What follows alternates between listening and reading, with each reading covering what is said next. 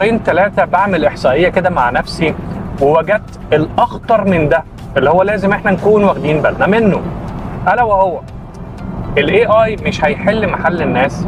ده بقى فعلا دلوقتي على ارض الواقع الناس اللي معاها ادوات الاي اي وابتدت هي فعلا اللي هتحل محل الناس دي.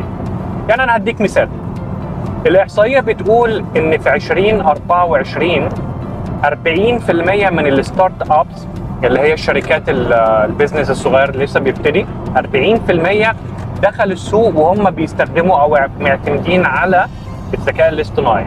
تمام؟ عارف النسبه في 2025 كام؟ 58%. هنقول تقريبا لو احنا قلنا راوند اب تقريبا احنا بنتكلم عن 60%. اوكي؟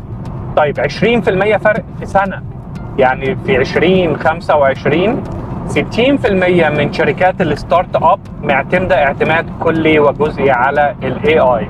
تمام؟ طيب